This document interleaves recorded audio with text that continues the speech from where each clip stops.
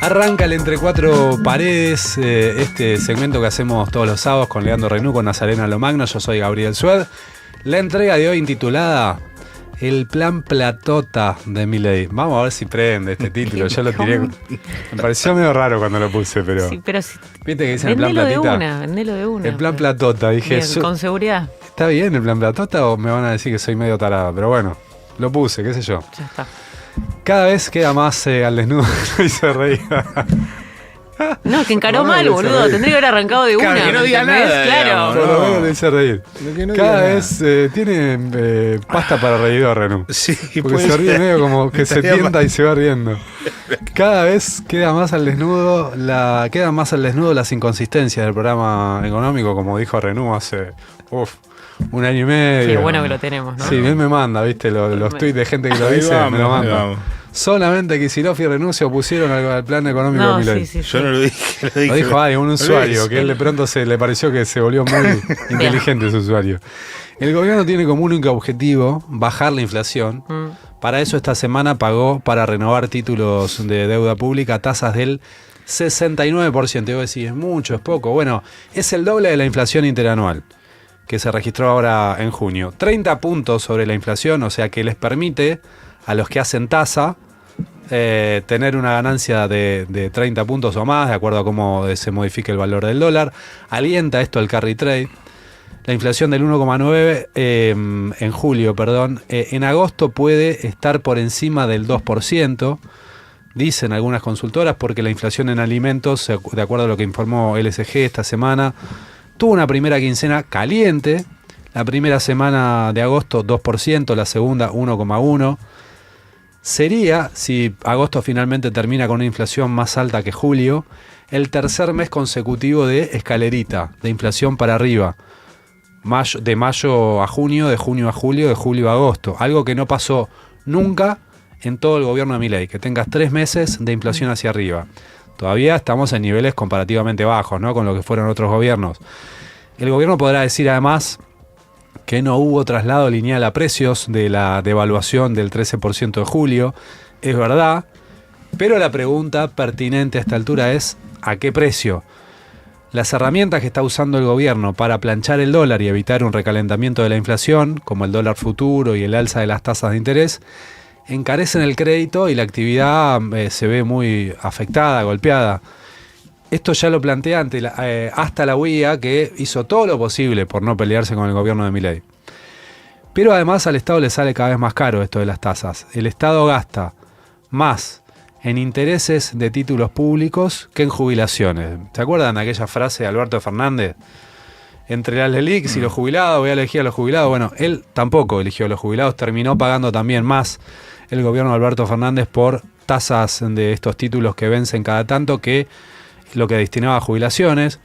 El gobierno de Milei lo había revertido en su primer año, pero en los primeros 6 meses de este año, los intereses por pasivos remunerados, que son estos el EFI y después, los que fueron reemplazándolos, aumentaron 30 millones de pesos, el equivalente al 1,5 del PBI. Y mientras que en esos primeros 6 meses también los gastos en jubilaciones y pensiones fueron de 24 billones. 6 billones menos para las jubilaciones que para los intereses de deuda. El gobierno tiene también el ancla salarial, que sigue estando muy marcada. En los primeros 6 meses de este año perdieron los salarios registrados contra la inflación 0,5%. Y si lo tomás contra el promedio del 2023, la caída es del 6,5%. Esto lo remarcó el Banco Provincia en el informe de esta semana. Ese es el plan electoral del gobierno, que la inflación baje y para eso un ancla cambiaria muy marcada y un ancla salarial muy marcada.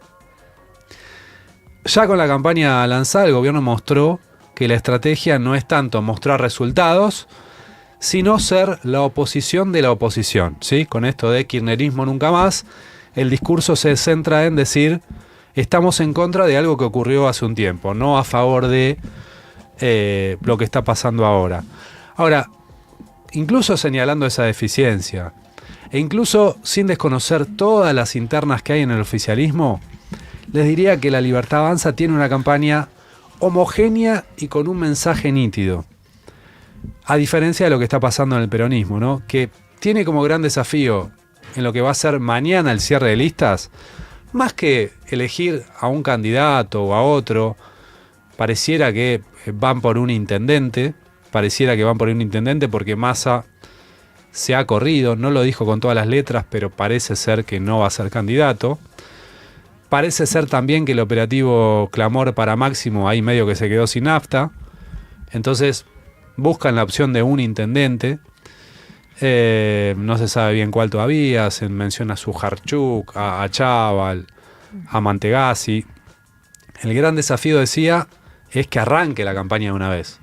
También que logren elaborar un mensaje nítido para que vaya a votar la gente que está dudando de ir a votar o no, que son un montón.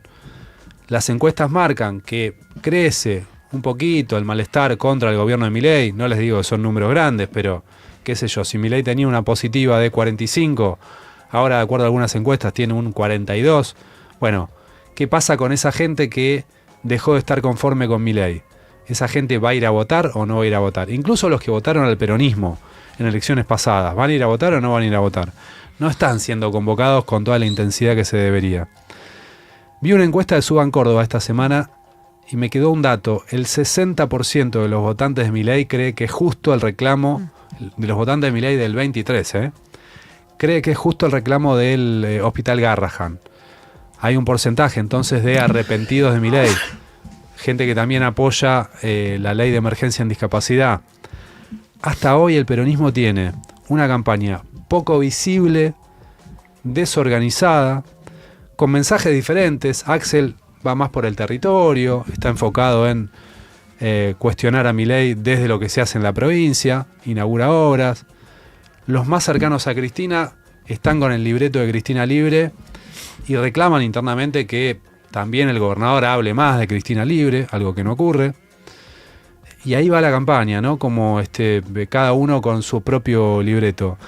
Yo les digo, incluso con lo que quedó quizás como pregunta de NASA a Kicillof del sábado pasado de, bueno, ustedes dicen a Milei todo esto no, ¿qué dice el peronismo esto sí?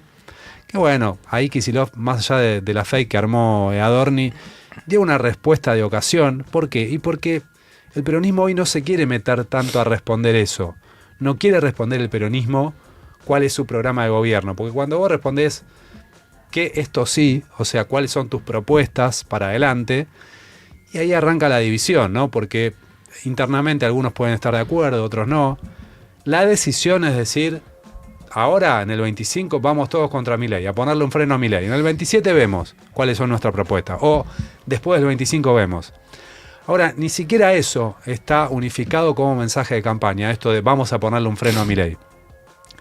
Les diría que la mejor campaña contra el gobierno nacional no la vas a ver de parte de los candidatos o no la viste hasta ahora de parte de los candidatos. La estás viendo en el Congreso de la Nación. Ahí sí se está dando una campaña contra Milei mucho más articulada, con temas que realmente interpelan a la gente. Ahí tenés a Germán Martínez, jefe de bloque, a Paula Penaca, secretaria parlamentaria, a Cecilia Moró, también parte de la mesa chica de bloque, que están haciendo un laburo interesante.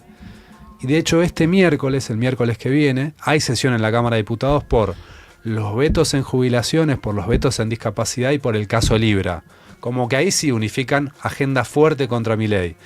En esas sesiones tiembla la narrativa del gobierno, que tiene que salir a explicar por qué Milei no es un presidente cruel. Me parece que ese es un eje que se ha logrado establecer en las sesiones y todavía no en la campaña. Lean, NASA, ¿cómo la ven? Bueno, ahí estaba buscando algunos datos sobre... no acuerdo con el tema de campaña homogénea de Milei. Sí creo que es más sólido en lo político que en lo económico, que es algo que ya hemos dicho. Pero no veo una campaña ordenada, más bien veo un despelote porque, a ver, datos objetivos. Lo que en el inicio podía ser una alianza con el PRO medianamente sustentable, tuvo dos problemas. El primero es que en el medio de la discusión de esa alianza, el PRO se desmoronó. Es decir, si vos hoy ponés a un candidato de Macri, no lo vota ni la familia de Macri. Eso es un problema para una alianza, porque en realidad te estás aliando con alguien que es lo mismo que esté con que no esté, salvo que tenga un candidato y vayan todos atrás de ese candidato. Y lo otro es que en esa alianza tampoco es que pudieron contener a todo el PRO. O sea, vos tenés muchos cabos sueltos, inclusive a los radicales que están más cerca del PRO. Ayer de Loredo en Córdoba le quisieron dar, me río porque pasan cosas increíbles, ¿no? Le quisieron dar el lugar 15 en la lista. Tercero, sí. Bueno, 15 sí, simbólicamente. Sí. Y el tipo hizo un video diciendo renuncio yo. Bueno, o sea, Milei está dispuesto a cagar a todos los que pueda cagar, lo cual políticamente está bien, pero el problema es qué ganancia tiene esa alianza. Yo creo que llega en el peor momento para el gobierno la alianza con Macri, un momento en el cual el PRO tiene una mala consideración social en general. O sea, esto no es el balotaje del 23 donde decían, bueno, vengan todos estos y nos van a sumar 20 puntos. Yo creo que hoy más que sumarle le resta a esa alianza. Pero bueno, eso se verá cuando se vote, y ahí me parece que el gobierno patina en el armado. Vamos a ver qué pasa con los el metió resultado. adentro, tampoco es que puso el sello PRO, metió a 2 o 3 adentro. Y para adelante, no tenés al PRO armando otra lista, digamos. Eso es meritorio. Tampoco lo tenés a De Loredo armando otra lista. O sea, lo cagaste. El tipo no aceptó. Sí. Y ya está, y quedó ahí. Sí, lo que pasa es que vos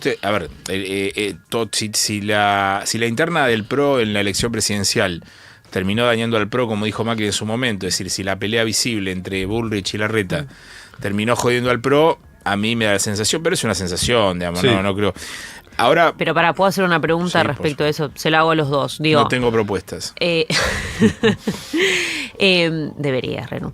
Pero ustedes ven que, a ver, Mauricio Macri, comillas, ¿entrega banderas o hay algo más? Porque no pareciera ser Macri con la inteligencia que tiene Macri que de repente diga, bueno, esto, entonces se lo voy a entregar a la Libertad Avanza y el destino queda echado a la suerte. O sea, a mí me da la sensación de que hay como una paciencia, como alguien me decía ayer, una paciencia de quien espera algo más, en realidad, más allá de las críticas que recibió el PRO por por aparecer Ritondo con el buzo violeta y mirá que entreguista, y Diego Aguilar diciendo Macri es un hijo de puta y qué sé yo, digo, ¿es un hijo de puta o hay algo más viniendo de Macri? ¿Se entiende la pregunta? Sí, yo creo que Macri ve que la ola va para ese lado y que no le sirve quedarse con no sé, un 10%, un 8% y quedar condenado a ser una minoría, y me parece que prefiere subirse como como vagón de cola incluso de lo que considera una mayoría,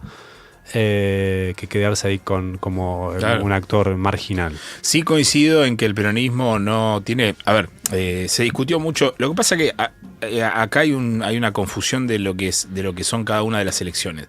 En Argentina hay una costumbre de hacer ejecutivas las discusiones de todas las elecciones, incluso las que no son ejecutivas, digamos, las que son legislativas. Es cierto que ningún partido debería mostrar a nivel legislativo una propuesta de gobierno, porque en realidad no se está votando eso. En todo caso, tienen que definirse otras cosas. Lo del Garrahan que vos apuntás, le sumo datos.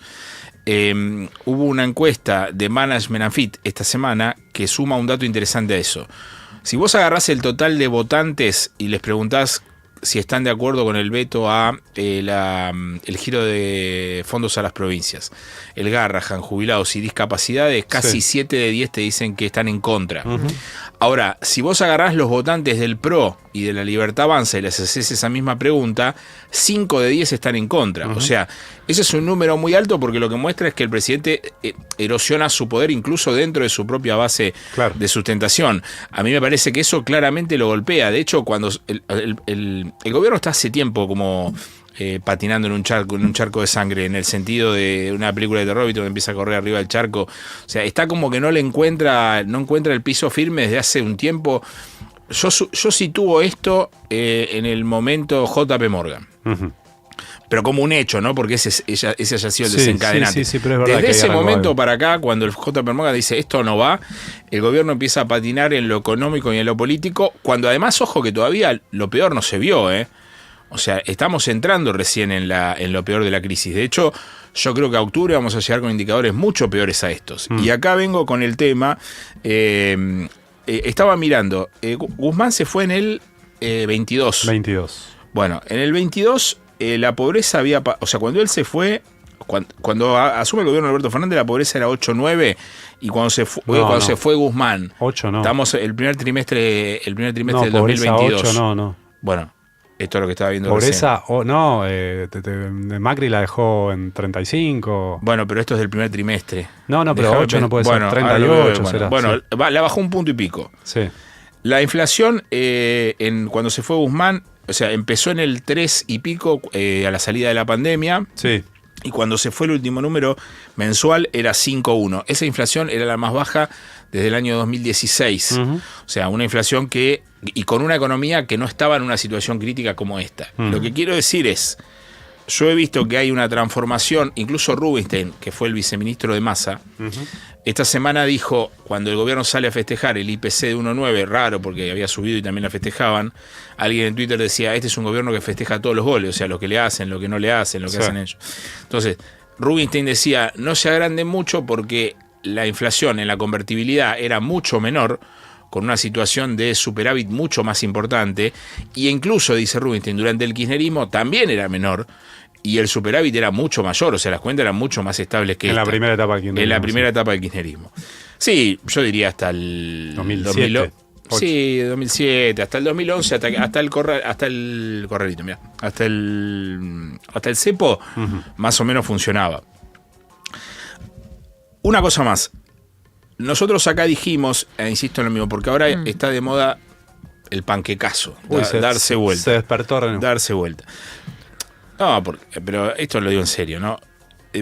Si nos ponemos de acuerdo que en las cuentas más o menos dan lo que dan, 1 más 1 es 2, uh-huh, nos tenemos que poner de acuerdo en algunas cosas básicas. Si el modelo de Milei en el inicio decía, yo voy a hacer un ajuste brutal, y 1 más 1 es 2, el ajuste brutal es un congelamiento de la economía. ¿Estamos de acuerdo? O sea, no es que los tipos tenían guardado un programa en una cajita y de repente la abrieron y salió. O sea, esa era parte del programa. Sí. Si el programa era bajar la inflación con ajuste y con todas las herramientas que estuvieran a mano, ¿qué es lo extraño de que el gobierno se quedó 4 veces sin dólares en 1 año y 8 meses? O sea, no es que lo tenía escondido en una cajita y de repente dijo, voy a gastarme toda la guita. ¿Por qué lo digo? Porque un economista es una persona que se dedicó a estudiar esto, no es el kiosquero de la vuelta de mi casa. Uh-huh. El kiosquero de la vuelta de mi casa puede decir, bueno, en realidad nosotros pensamos que era una cosa y era la otra. No, ¿cómo pensamos que era una cosa y era la otra? Son economistas. Acción, reacción, ajuste, recesión. Te quedas sin dólares, aún no teniendo, tenés un problema a la larga de inflación y a la larga de competitividad. Recordemos que en el medio de todo este año y 8 meses... ¿Vos qué querés decir? Este era el resultado lógico del programa económico que está aplicando el gobierno. Pero es una obviedad. O sea, usted, por eso insisto, y cuando yo decía la sustentabilidad es una discusión de ahora, me decían, no, bueno, pero el plan es sustentable más adelante. ¿Pero cómo es sustentable más adelante? En 1 año y 8 meses el gobierno tuvo un blanqueo de 20.000 millones, 18.000 millones de la soja, 14.000 millones de dólares del Fondo Monetario, 8.000 millones de dólares de organismos multilaterales. Y con toda esa guita, que es una parva de plata, o sea, se la gastó toda para sostener el dólar y bajar la inflación. Sí. ¿Quién te parece que tiene un mensaje más nítido de campaña? ¿El oficialismo o el peronismo? No, el peronismo no tiene un mensaje de campaña. Ok, no estamos de acuerdo entonces. Un mensaje de campaña no tiene. Lo que sí, pero lo que pasa es que la campaña la hace el gobierno. Bueno, los dos tienen que hacer campaña. No, la campaña de la oposición la hace el gobierno. Es el único que la está haciendo. Escúchame, nos pueden escribir al 11 40 66 000, 11 40 66 000, como siempre les digo. Ustedes completan esta conversación, son la cuarta pared, así que los vamos a estar leyendo. Le quiero preguntar a NASA. NASA, me imagino que vos te debes haber quedado pensando, te debe haber quedado rebotando en la cabeza la pregunta esa que le haces a Kicillof, porque es una pregunta que también tiene una mirada detrás, ¿no? De por qué te pareció importante preguntarle eso. Mira, justo estaba revisando un poco cuáles habían sido las repercusiones que me habían llegado después de la viralización de ese video, y una persona dentro del peronismo me pone, el otro día me mostró en un recorte, ahora voy a buscar la entrevista, en la que planteaste una pregunta bien formulada, qué sé yo, en la entrevista con Kicillof, que no pudo responder. Creo que en el PJ entero no podríamos responder, me pone, ¿no? Esa pregunta de cuáles son las propuestas. Yo después me quedé pensando el porqué de esa pregunta, y la realidad es que por dentro lo que quería saber era cuáles son las directrices por las cuales habría que votar al peronismo en el Congreso, ¿no? Tal vez no fue formulada desde ese lugar, pensando. Pero me hubiese gustado saber cuáles son los lineamientos por los cuales uno tiene que creer que la nueva conformación en el Congreso de la Nación tiene que estar ocupada mayormente por el peronismo. ¿Cuáles son en ese sentido las propuestas? ¿Por dónde piensan ir? Porque no solamente se define el país desde el Ejecutivo, sino que además también tiene que haber un grupo de diputados y senadores que te acompañen desde ese lugar, ¿no? Que voten tus proyectos. Entonces, bueno, a partir de ahí me hubiese gustado saber por dónde iba a ir el peronismo. Hubo una respuesta un poco más de salón, si querés, en ese sentido, pero bueno, es cierto, como me dice esta persona, que dentro del PJ entero no se puede responder y por ahí va a atribuirle a Kicillof la carga de decirlo. Nada, era difícil, ¿no? Sí, desafiante. Sí. Ahora, dale para adelante con lo que tenías para decir. No, digamos, eso por un lado. Después me quedo pensando en lo que está planteando Renou. Porque ayer Nancy Pasos mencionaba una nota en el programa que tiene en C5 de la noche, digamos, mencionaba una nota de Claudia Jacqueline de La Nación, en donde él plantea: che, ojo que hay quienes dicen que las últimas decisiones en términos de política monetaria, desarme de estas letras que vos mencionabas y demás, no fue idea de Caputo, y Caputo está dejando entrever esa idea entre sus economistas amigos, y sus economistas amigos medio como que están deslizándolo. Lo menciona Melconian incluso en la nota. Y yo digo, bueno, si fuera así no sería la segunda vez que lo escucho, digamos, porque cuando fue, por ejemplo, lo de la baja de retenciones, a mí dentro del campo me decían, no, pero eso no fue decisión de Caputo, en realidad fue decisión de Milei, que se terminó tomando un viernes a la madrugada. Pero nada tuvo que ver Caputo en esa decisión. Incluso Caputo nos había dicho que de momento las retenciones no se iban a bajar, que da la casualidad, coincide con el discurso que Enon daba al ministro, ¿no? Así que no sé, eventualmente, digamos, si esto no sale bien, hay que ver qué responsabilidad termina teniendo Caputo, o cuánto se termina desligando y qué conflicto se genera entre el propio Milei y el ministro de Economía. Eso por un lado. Creo igualmente que de todos modos hay como una suerte de plan de estabilización, de tratar de apagar el fuego, lleno de excepcionalidades, que ya de a poquito debería migrar un plan más de crecimiento de la economía. Y eso es lo que les está faltando al gobierno nacional. Por ejemplo, digamos, no podés tener como una cuestión... No, pero no es que le está faltando. No, ibas a decir algo, perdón. No, dale. Sí. No, es que le está faltando. ¿Qué dice? Porque a mí esto me calienta mucho, porque a mí me da la sensación de que nos están tomando el pelo todos, digamos. Los analistas, el presidente de la UIA, los empresarios. Vos mencionaste a Rapalini. Rapalini dijo, está bien cuidar la macro, pero a ver qué hacen con la micro. Claro. Como si fueran dos cosas separadas. Pero aparte, o sea, vos trajiste un tipo que te dijo que quiere destruir el Estado, y a ese tipo vos le estás pidiendo que construya. O sea, eso es una tomada de pelo. O sea, acá hay un problema estructural de la dirigencia política y hay un problema estructural de la dirigencia empresaria. El presidente de la Unión Industrial Argentina, que es la cámara empresaria más grande de la Argentina, no puede, 1 año y 8 meses después de que asume el gobierno, decir, che, capaz que es conveniente que hagan algo con la micro, porque trabaja en la micro. Claro, sí. Y además, si el presidente de la Nación, Javier Milei, es invitado al Día de la Industria, a la sede de la UIA, el año pasado, y el tipo en la sede de la UIA dice, ustedes son prebendarios, el lugar más importante es el campo, y nadie dice nada. Sí. O sea, es una tomada de pelo. Yo lo que digo es que, volviendo a esto de si el peronismo tiene propuestas o no, yo entiendo que hayan decidido que en esta etapa lo más importante es oponerse a Milei, ponerle un freno a Milei. Que se hayan puesto de acuerdo en decir, che, mira, sí, yo digo, Axel Kicillof, yo estoy seguro que Axel Kicillof tiene propuestas, que tiene un país en la cabeza, que sabe qué hacer, o que tiene una idea de cómo encarar la deuda con el fondo, o que tiene una idea de cómo encarar la gestión de los recursos naturales que tiene la Argentina, o que tiene una política industrial bien definida en su cabeza. Fue ministro de Economía, el tipo se dedica a eso. Nadie puede achacarle a Kicillof que no sabe qué hacer, no tiene propuestas. Ahora, creo que él decide no ir por ese lado hoy en día porque le parece que la mejor estrategia en este momento es decir, no, vamos a ponerle un freno a Milei. Que ese tiene que ser el mensaje, que eso es lo que unifica a los distintos sectores y no abre discusiones, ¿no? De si dice algo, Moreno dice otra cosa. Axel Kicillof y Moreno discutieron sobre qué hacer con no sé qué, el déficit, si la década ganada, terminó el 2013, 2015, se abren discusiones. Me parece bien que sea frenemos a Milei. Ahora, yo lo que digo es, ni siquiera esa estrategia está traducida en un mensaje nítido de campaña.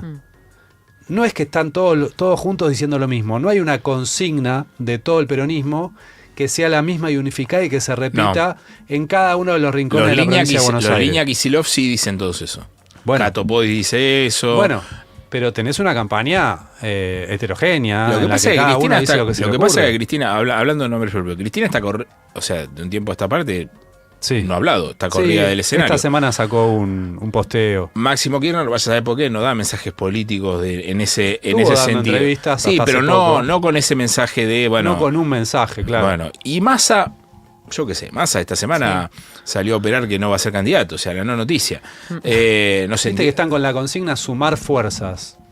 Sí. Parece más una consigna que habla de la unidad. A mí igual me da la sensación de que al electorado. De que la pregunta de la búsqueda de... Porque después también pasan cosas en el círculo rojo, en el cual nosotros estamos incluidos, que son medio de nicho. Yo creo que no está mal la consigna de Milei, anti-Milei, porque lo que se ve en las encuestas es que el tipo tiene un rechazo superior al 50. Si tiene un rechazo superior al 50, no es que vos tenés que cazar 30 puntos de los votos. Tiene que ser el más opositor y que diga frenar a Milei. Ahora, ni siquiera eso está unificado. No, pero a ver, es importante lo que vos decís. Vos fijate el viraje que han tenido personajes opositores Milei friendly.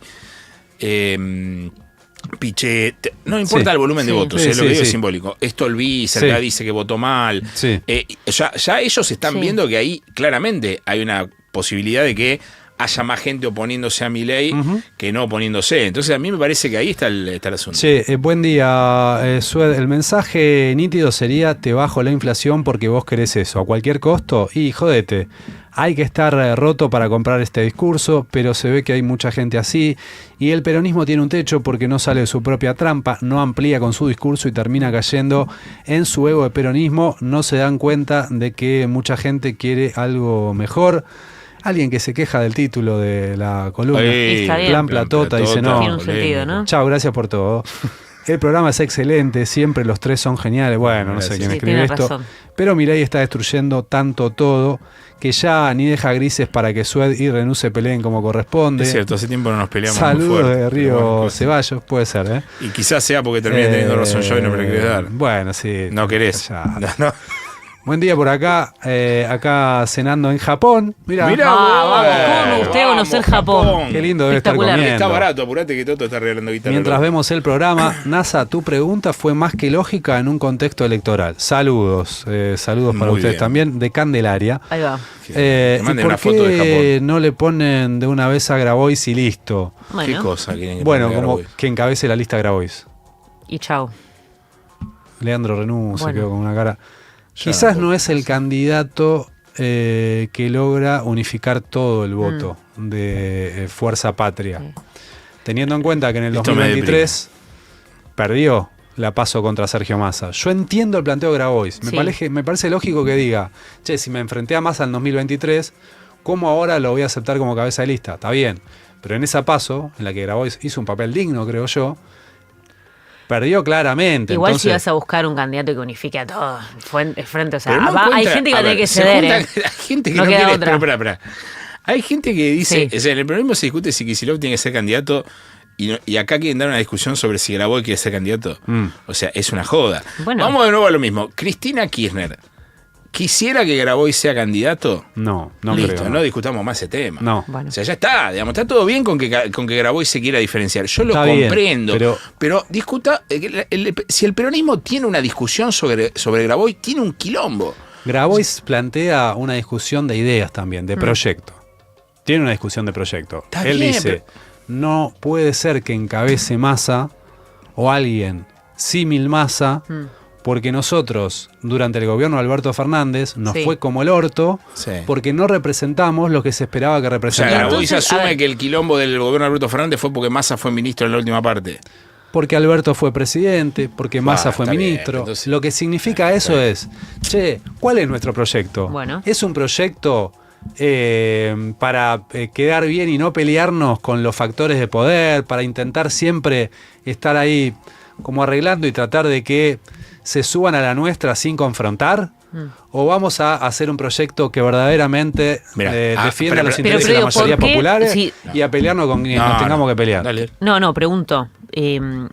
Si Grabois tiene una cosa propositiva, digamos, ¿qué es lo que hace que no termine de picar Grabois? Porque digo, cuando el peronismo gana, le gana al macrismo, vuelvo a la presidencial, pero vuelvo por esto, cuando el peronismo le gana al macrismo, gana con el lema volver mejores, ¿sí o no? Sí. Bueno, ahí hay una cuestión propositiva, más allá de decir quiero apagar el incendio macrista. Y después lo tuviste a Kicillof diciendo ya no se trata de volver mejores, sino de mejorar para volver. Todo eso tiene que ver con lo propositivo. Lo quiero escuchar en un corto, porque tengo muchos mensajes y después ya cerramos. No, te digo que cierre, te estoy dando el cierre. Te estoy dando el cierre. El peronismo no, porque estaba pensando en una situación asamblearia de la izquierda. Ponele Miriam Bregman con Nico del Caño, hablan, discuten, y hay gente a los costados que dice, bueno, hagamos un esquema, o sea, los quiero a los dos, pero lo que digo es, hagamos un esquema horizontal, votamos todos, todas las cosas. Eso no es el peronismo. O sea, el peronismo históricamente siempre mandó uno. El peronismo nunca en la historia fue un partido de izquierda. Y tuvo a sectores, a ver, lo decía, no, pero a ver, hacerte una acotación. El peronismo mandó uno, salvo cuando tuvo internas muy fuertes. Pero siempre mandó uno, Gabriel. En los 80, durante el gobierno de Alfonsín. Bueno, pero vos me estás hablando de una crisis. Nace no está en crisis el peronismo ahora. Está en pero tiene liderazgo. ¿Cómo? Nace la renovación y esa renovación termina dando figuras como Cafiero, como Menem. Y después hubo una interna entre Cafiero y Menem para ver quién lideraba. Sí. No es que siempre manda uno. No, a veces cuando no está claro el liderazgo, tiene que haber internas. Discusión sobre Kicillof. El kirchnerismo discute a Kicillof. Sí. ¿Estamos de acuerdo? ¿No está seguro que Kicillof pueda ser candidato? Sí. ¿Para qué discutimos a Grabois? Bueno, escuchá, voy a cerrar con mensajes. Bueno. Buenas, Gaby, lean NASA en el peronismo hace rato que se tienen los discursos como en una reunión de consorcio, lejísimo nivel. Claro, y la estructura del siglo pasado, entre que Máximo Kirchner no se anima y Axel Kicillof individualiza y empodera tratando de evitar la candidatura de Massa, la única inteligencia que tiene Macri son los servicios de inteligencia. Bueno, está haciendo un comentario de todo lo que dijimos. Bien. Marcelo de Valentín Alsina. ¿Qué más? Dejen terminar a NASA, buen día, genial el programa. No sé, si NASA se quiere quejar, que lo haga. No sé si necesita representante.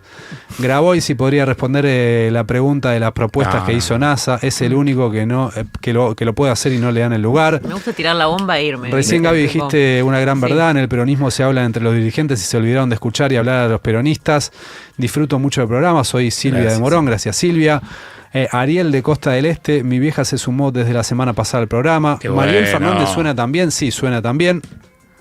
Grabois es el único que representa a la vez al peronismo y a la vez mucha gente que no lo es. Nancy Paso dijo, perdóname que te interrumpa, Nancy Paso, ya que lo citó el otro día, Nancy Paso dijo no puede haber una Lilita Carrió dentro del peronismo. Grabois debe ser candidato para que el voto progresista quede contenido en una boleta peronista. Soy peronista progre que escucha Futurock y no quiero a Grabois de candidato principal. Saca los pies del plato cuando el armado no le gusta, se polariza como si fuera un trosco, tiene los modos prepotentes machirulos que detesto. La última, Resnú es masista. No. Se quiere seguir comiendo sapos. Lo que hace falta es más peronismo. Sinceramente me chupa un huevo seguir intentando juntar mayorías sin tener los huevos ovarios para hacer que hacen falta para ser peronista y proponer verdaderas soluciones peronistas para el futuro. Para mí este es el momento de discutir las cosas. No se gana mayorías. Venimos ganando mayorías desde el 2015. Militamos un Scioli y nos comimos un Alberto y casi nos comemos un Massa. Chau, Renú. En esta Adiós. No te banco. Vamos a escuchar un poco de música, dale.